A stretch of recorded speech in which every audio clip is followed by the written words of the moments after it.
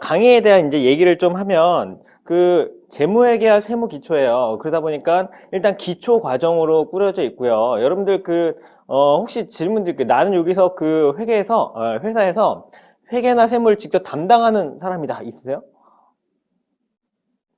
예. 왜 이렇게 늦게 드세요? 자, 예. 이게 제가 이렇게 수업 중간에 질문을 많이 해요. 하는데, 여러분들 제가 이렇게 손 들라고 할 때 손 들어도 제가 추가적인 질문 절대 안 할 거니까 그냥 편안하게 드시면 돼요. 예, 그래서, 나머지 분들은 아마 회계랑 세무 이쪽은 관련이 없는 직군에서 오셨을 것 같은데, 보통 이 강의가 그래요.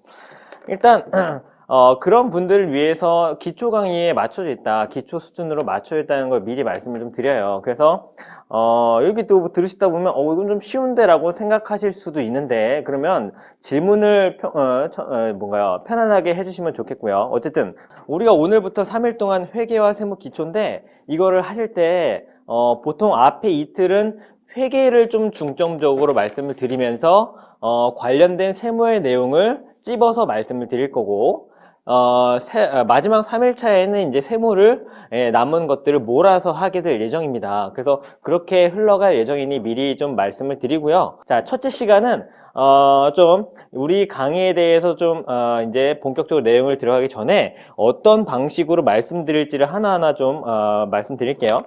먼저 회계에 대한 내용을 오늘 배우는데, 여러분들 회계에서는 회계의 결과로 뭐가 나와요? 회계의 결과로 회사의 연간 영업 성과나 아니면 회사가 가지고 있는 기말의 자산부지 자본, 이런 것들을 보여주는 표가 뭐예요? 재무제표죠. 재무제표. 그러면 이 재무제표는 왜 만들까요? 일단 우리가 회계에서 이 재무제표, 우리가 이 과정에서는 재무상태표와 손익계산서를 주로 배울 거예요. 손익계산서를 주로 배우는데, 여러분 재무상태표에는 회사가 가지고 있는 회사가 가지고 있는 재산적 가치가 있는 자산, 그죠? 자산. 회사가 지고 있는 빚, 뭐예요? 부채. 이건 잘 아시죠? 자, 부채. 그리고 자산에서 부채를 빼고 나면 나머지 뭐예요? 자본이에요, 자본. 저는 회계를 말씀드릴 때 이 재무상태표 측면에서 하나 설명을 드릴 거예요. 그래서 주로 이틀 동안 재무상태표에 대해서 배울 건데, 회계를 배울 때. 여러분들, 이 회계를 만든 이유는, 이렇게 회계에서 재무상태표와 손익계산서를 만든 이유는 뭔가요? 이거 만들면 누가 봐요? 주주. 그렇죠. 회사에 굉장히 중요한 투자자인 주주가 있고, 또 다른 회사의 투자자는 누구예요? 회사에 투자한 투자자는 크게 보면 두 종류예요. 주식을 발행받고 돈을 투자한 주주가 있고, 그리고 돈을 빌려준 거, 뭐야? 돈을 빌려준 사람 보통 뭐라 불러요? 채권자라고 그러죠. 자, 여러분들 보세요. 회사 외부에서 회사를 위해서 돈을 빌려준 사람을 채권자라고 불러요. 맞나요? 그러면 이 돈을 빌린 회사의 입장에서는 채무자죠. 맞나요? 내가 얼마를 빌렸네. 채무자라서 얼마를 갚아야 될 의무가 있다. 이거 자산부채자본 중에 어디에다 적어요? 내가 갚을 의무가 있다. 갚을 빚이 있다. 어디에 적어요? 그렇죠. 부채예요, 부채. 즉, 우리 회사에 돈을 빌려준 채권자가 얼마를 빌려줬는지, 이분들에게 얼마를 갚아야 될지는 우리가 이 부채에다가 담아요. 즉, 회사 입장에서 부채는 채권자가 투자한 금액이라고 볼 수 있어요. 자, 그럼 돌아와서 회사가 처음에 설립될 때 돈을 투자한 사람들 있죠? 아까 여러분들이 회사에 투자한 투자로서 가장 먼저 짚은 사람 누구예요? 주주죠, 주주. 여러분들, 주주가 회사에 투자한 금액은 재무상태표에 어디에 적을까요? 자본.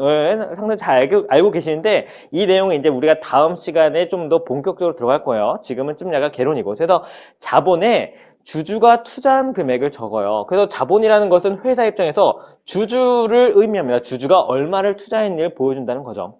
즉, 회사에 실제로 돈을 투자한 사람은 크게 보면 두 종류예요. 채권자와 주주죠. 그리고 회사가 만들어내는 이 재무상태표와 손익계산서는 이렇게 회사의 중요한 투자자인 주주와 채권자가 봐요. 이해되시나요? 그리고 회계는 이 재무상태표와 손익계산서를 어떻게 만드는지 그런 규칙들을 담죠. 여러분들, 회사 입장에서 재무제표를 어떻게 만드는지 이러한 규칙들이 모아놓은 게 뭐예요? 모여져 있는 게? 회계 처리를 할 때 특정한 기준에 따라서 해야 되는데 뭐예요? 회계 기준이에요. 회계 기준. 그래서 여러분들 회계 기준이라는 건 뭐냐면 회사에서 일어나는 거래를 기록을 하고 이 기록에 따라서 재무상태표와 손익계산서를 만드는데 이때 어떠한 기준에 따라서 할 것이냐 이거를 정해놓은 게 회계 기준이에요. 그래서 우리나라에 있는 회사들은 그 회계 기준에 따라서 재무상태표와 손익계산서를 만들어요. 이해되시나요? 네. 그래서 그걸 정리하자면 회계는 회사에 투자한 두 종류의 투자자인 채권자 주주들한테 좀 더 유용한 정보를 어떻게 하면 보여줄 수 있을까? 이 목적을 가지고 만들어지기도 했고 계속 개정이 되고 있어요. 이해되시나요? 그래서 회계 기준의 목적은 뭐다?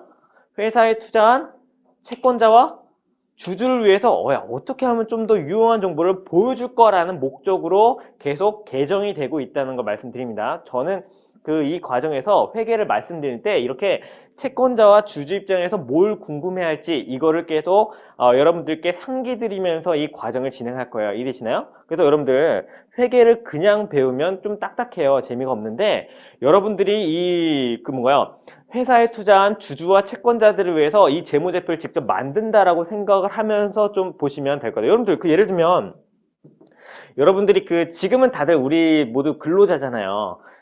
근로자로서 일을 하다가 여러분들 예를 들어서 창업을 하고 싶어요. 사업을 하고 싶다고 할 때 예를 들어서 커피 전문점을 차려요. 이때 커피 전문점을 위해서 들어갈 돈이 한 2억 원 든대요. 뭐 임차하고 인테리어 이렇게 할게요. 근데 내가 가진 돈은 1,000만 원밖에 없어요. 그럼 돈을 조달해야 되겠죠?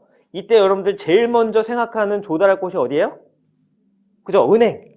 은행한테서 돈을 빌려야 되겠다라고 생각을 하시죠. 이 은행이 채권자예요. 이해되시나요? 은행과 같이 돈을 빌려주는 사람이죠.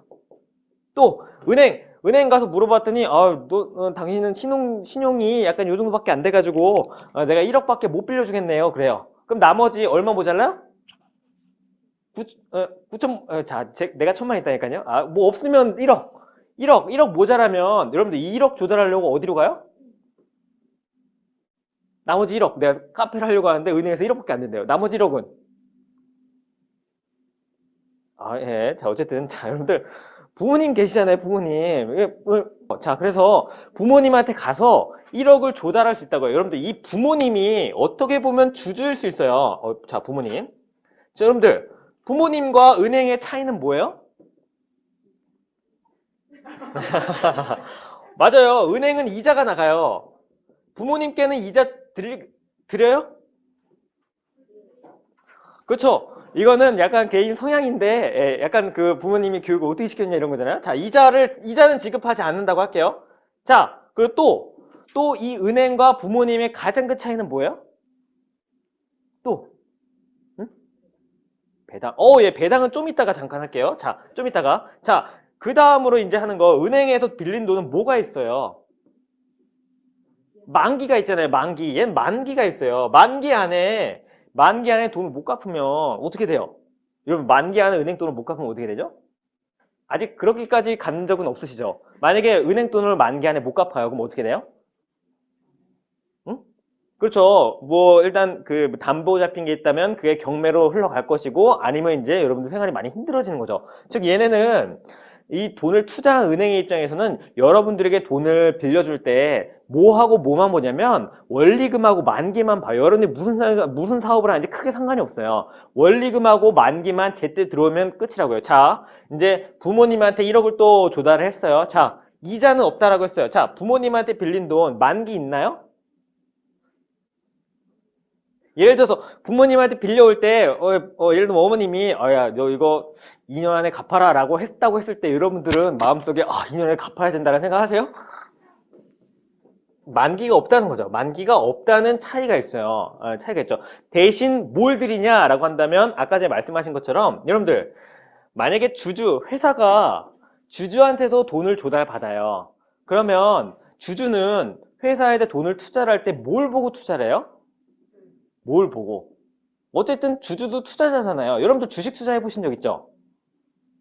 나는 주식 투자를 태어나서 한 번도 해본 적이 없습니다. 있어요? 오, 되게 자랑스럽게 들려요. 자, 두 분, 자, 그래요. 예. 대부분은 하셨잖아요. 여러분들 주식 투자할 때 뭘 생각하면서 투자하세요? 시간 지나면 일단은 시간 지나면 이 주가가 오르겠지라는 기대를 품고는 하지만 어쨌든 자 그럴 때 기본적으로 주주가 회사에 투자할 때는 배당이에요. 배당. 이해되시나요?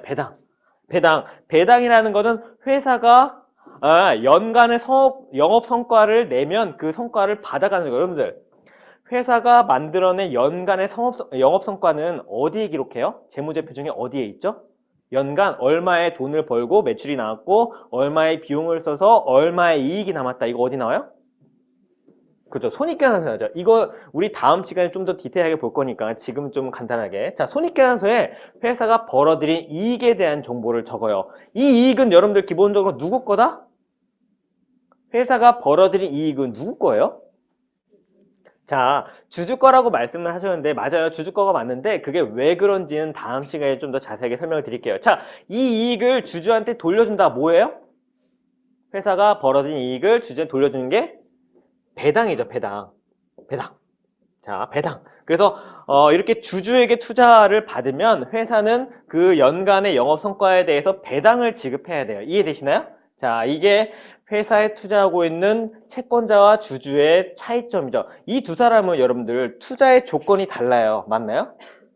투자의 조건이 많이 달라요. 은행은요, 원리금을 회수하기 위한 목적으로 여러분들에게 돈을 빌려준 거예요. 이해되시나요? 그리고 만기가 있고, 그리고 주주는 만기가 없고 이자도 안 받지만 연간의 영업 성과를 받을 권리가 있어요. 이해되시나요?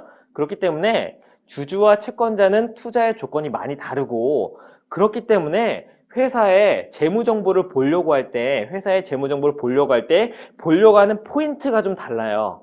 어디를 중요하게 생각하는지 포인트가 좀 다르다고요. 저는 이 회계를 좀 말씀을 드릴 때 이 두 종류의 투자자가 어떤 포인트로 회사를 바라보고 있는지 그걸 어떻게 생각하는지를 여러분들께 현실적으로 좀 말씀을 드리면서 배워볼 예정입니다. 어쨌든 회계라는 건 주주와 채권자를 주로 보시면 될 것 같다는 생각이 들어요. 저는 강의를 그렇게 만들 거고요. 자, 여기까지가 회계예요. 회계는 결국 채권자와 주주의 입장에서 회사를 어떻게 바라볼 것인지를 제가 좀 말씀드린다고 했죠. 자, 이제 법인세인데, 여러분들 그 직무하시면서 나는 법인세도 좀 합니다. 있으세요? 내가 세무대리 오면 내가 직접 대응합니다.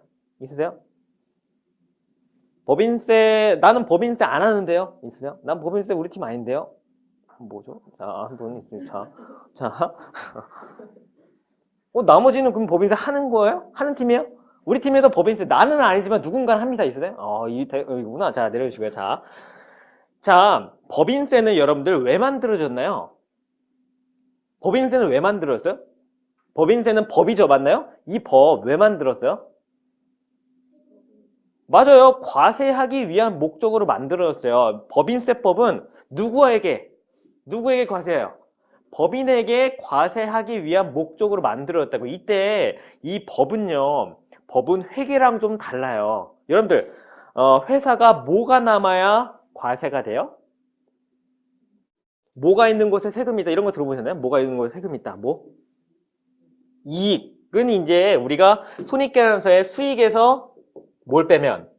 비용을 빼면 남는 게 이익인데, 세법은, 즉 법인세법뿐만 아니라 소득세나 부가세법 이런 세법에서는 이익에다가 과세한다는 얘기를 하지 않아요. 이익이 아니고 소득 얘기를 합니다. 소득이 있는 곳에 과세가 있다는 얘기를 해요. 즉 회사가 연간 벌어들인 소득이 있다면 그 소득에 대해서 과세를 하는 거예요. 이해되시나요? 이때 이 소득을 계산하기 위해서는 이 법인세법에서는 얼마의 소득을 남겼느냐잖아요. 그럼 사실 손익계산서에 있는 수익 비용과 유사한 개념이 나올 수밖에 없어요. 얼마를 벌었고 얼마를 썼으니 얼마를 남겼네가 이거잖아요. 세법도 똑같아요. 그런데 똑같은데 약간씩 다르거든요. 세법에서는 이걸 뭐라고 명칭을 정했냐면, 여러분들 그 교재 이게 어디에 나오냐면요.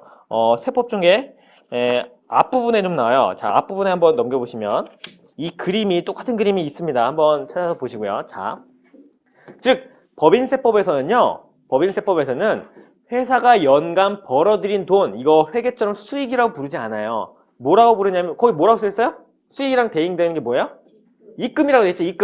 입금이란 용어를 써요. 입금. 회사가 연간 번 돈이 입금이에요. 자, 그리고 요 입금을 벌기 위해서 쓴 돈, 그 밑에 뭐라고 나와요? 비용이 아니고 손금이에요, 손금. 입금에서 손금을 빼서 남은 게 이익이다, 소득이다 라는 얘기를 합니다. 이해되시나요? 그래서 정리하자면 회계에서는 연간의 영업성과에 대해서 주주나 채권자들에게 보고하기 위해서 손익계산서를 만들고 있어요. 손익계산서 보면 번 돈, 쓴 돈, 남긴 돈 나오거든요. 그런데 법인세법도 똑같아요. 어쨌든 과세를 하려면 얼마를 남겼는지 봐야 되는데 이게 세법에서는 그 명칭이 좀 다르고 범위가 좀 달라요. 그래서 세법에서는 법인세법은 연간에 벌어들인 돈 얼마니를 얘기할 때 소득이라는 개념을 씁니다. 소득. 연간 번 돈이 소득이고 이 소득을 위해서, 이 소득을 남기기 위해서 번 돈을 뭐라고 부른다? 이익금. 그리고 쓴 돈을 손금이라고 불러서 이익금에서 손금을 빼서 소득을 계산하다인데 여러분들 당연히 수익의 범위와 입금의 범위가 좀 다르고 비용의 범위와 손금의 범위가 좀 달라요. 예를 들어서 회계에서는 수익에 해당하는 돈 100만 원이 있어요. 예를 들어서 회계에는 수익에 해당하는 100만 원이 있는데 이게 법인세법에서 입금에 해당하지 않아요. 이해되시죠? 그러면 요 수익에 있는 100만 원을 입금으로 만들려면 100만 원을 더해야 돼요? 빼야 돼요? 자, 다시. 자, 회계에서 수익에 해당하는 100만 원이 있어요. 그런데 이 100만 원이 법인세법의 입금에 포함되지 않아요. 그러면 수익에서 비용을 계산하려면 수익에서 100만 원을 더해야 돼요? 빼야 돼요? 그렇죠. 빼야 되죠. 이게 집중력의 차이예요. 자, 여러분들. 그래서 100만 원을 빼야 돼요. 빼는 조정을 하면 되죠. 다시.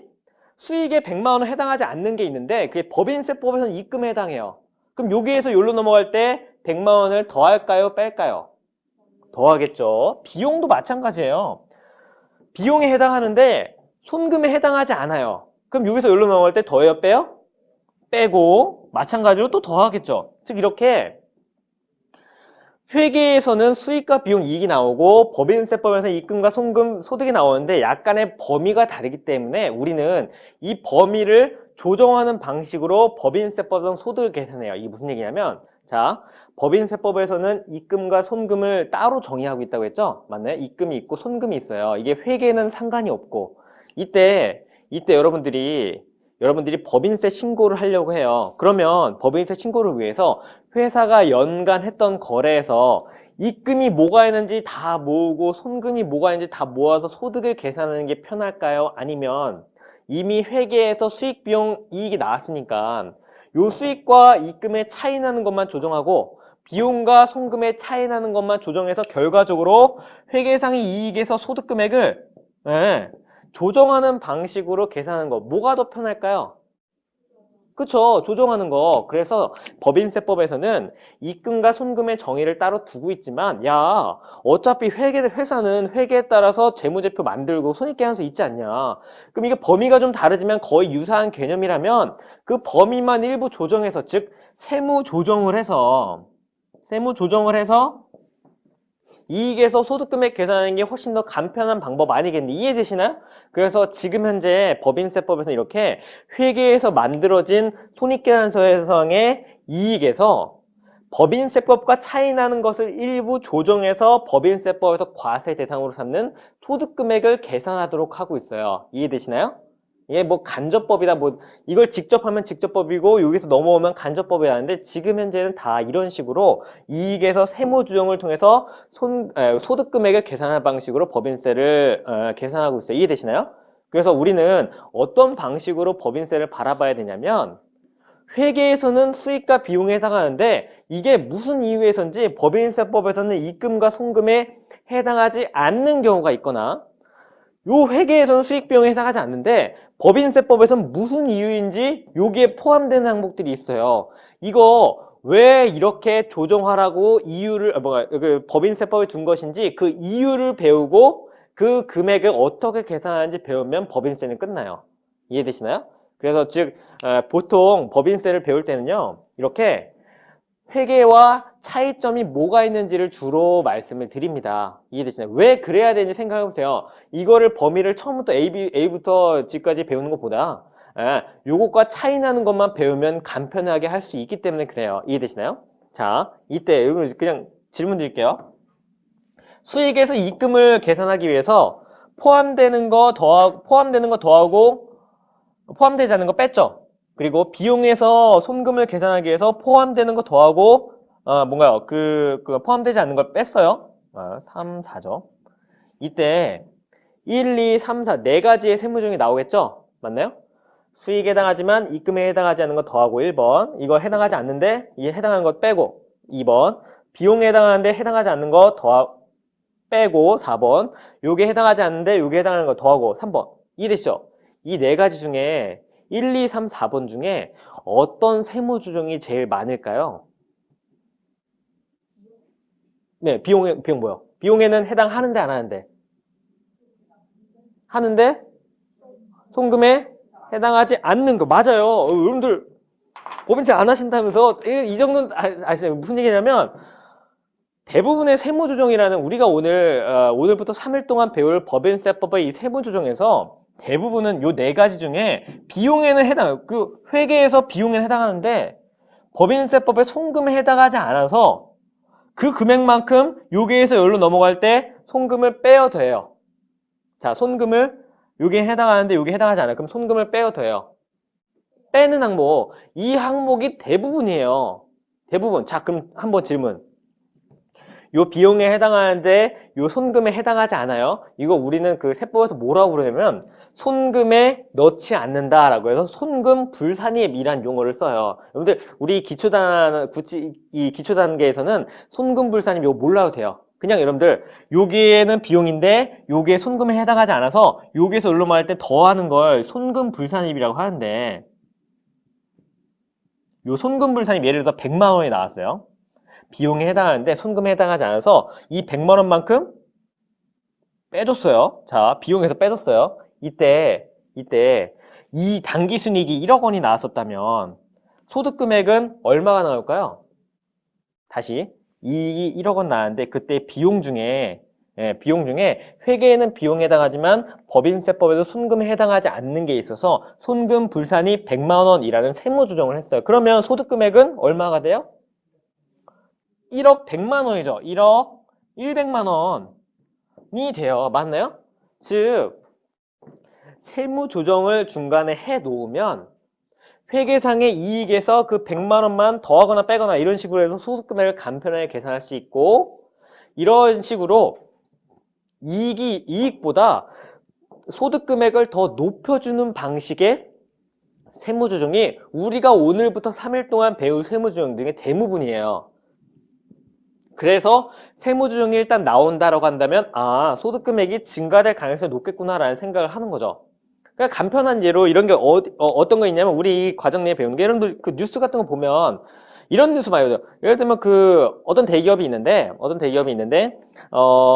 그 대기업에서 그 회사의 최대 주주가 있어요. 최대 주주가 뭐 대표이사가 있어요. 이분의 집에다가 뭔가 인테리어를 해준 거예요. 이분이 사는 집이 있는데 이 집에다가 인테리어를 해주거나 아니면 뭔가 그 경비 용역을 서줘요.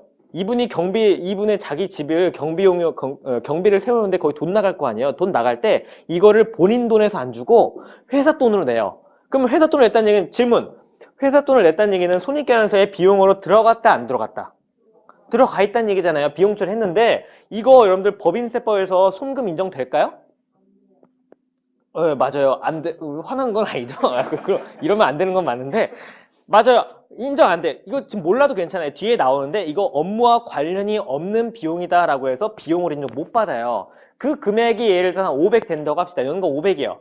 그러면 비용에는 해당했는데 비용에 해당한 그 법인세법에서 손금에 포함되지 않은 그 500만 원만큼 세무조정을 하겠죠. 그 세무조정의 결과로 회계상의 이익에서 소득 금액을 계산할 때 500만 원만큼 더하겠어요? 빼겠어요? 더하겠죠. 이런 식으로의 세무조정의 반환. 즉 정리하자면 법인세법의 세무조정은 크게 보면 네 종류라고 할 수 있는데 상당수의 그 세무조정이 뭐냐면 회계에서는 비용에 해당하는데 법인세법에서는 비용에 해당하지 않는 것 이런 항목들이 많아요. 이해되시나요? 그런 항목들이 많은 이유는 첫 번째 그런 항목들로 인해서 이익에서 소득 금액을 계산할 때 소득 금액이 높아진다, 줄어든다? 높아진다. 그럼 왜 그런 항목들이 많냐? 법인세법은 여러분들 과세하기 위한 목적으로 만들어졌는데 이때 법인들이 우리 사회가 좀 더 좋은 곳으로 발전하게 하도록 뭔가 유도할 의무가 유도할 필요성이 있어요. 법인세법 입장에서는요. 법인세법 입장에서는 과세를 위한다. 과세만을 한다. 그래서 법인세법을 만든다. 이런 목적도 있는데 부차적인 목적으로서 우리 예를 들면 정부의 정책이나 이런 것들을 법인들로 하여금 따르게 유도하려는 니즈가 있고 아니면 법인들로 하여금 뭔가 우리 미풍양속을 해치게 하는 일을 못하게 하도록 할 의무가 있고 이런 식으로 여러 가지 사회적인 의무를 규정하고 있다고요. 그래서 우리는 세법에서 법인들로 하여금 그렇게 하도록 유도하기 위한 규정들이 많아요. 그때 유도한다라고 했을 때 법인세를 깎아주는 방식으로 할 수도 있고 법인세를 더 부과하는 방식으로 할 수도 있는데 지금 현재 법인세법에서는 법인세를 하지 말라는 거 한다면 법인세를 더 부과하게 해서 법인들로 하여금 그러한 행동을 하지 못하도록 하는 유도하는 규정들이 좀 있다. 이해되시나요? 그래서 정리하자면 세무조정은 다 이유가 있어요.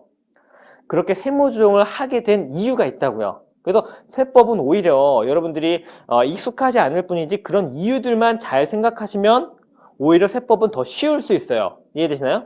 물론 계산까지 한다라고 하면 어려운데 그 계산을 안 하고 야 이거 과세 돼, 과세 안 돼, 요 정도까지만 하는 거면 훨씬 더 회계보다 쉬울 수 있어요. 이해되시나요? 정리하자면 자 이번 시간 마무리하고 정리하자면 회계는 재무제표를 만들 때 이 재무제표를 보게 될 채권자와 주주의 측면에서 이 사람들이 어떻게 생각하고 이 사람들을 위해서 어떻게 유용한 정보를 보여줄까 이런 목적에 따라서 회계를 만들고 실제로 제가 강의할 때도 그런 목적에 따라서 좀 말씀을 드릴 거고 세법은 과세하기 위한 목적으로 만들어졌는데 거기에 들어와 있는 여러 가지 항목들이 법인들로 하여금 어떤 행동을 하게 유도하기 위한 것들이 많다. 그래서 그런 어떤 행동을 유도하게 할 거냐, 왜 그래야 되냐 이런 취지를 좀 설명을 드리면서 세법을 배워볼 거예요. 이해되시나요?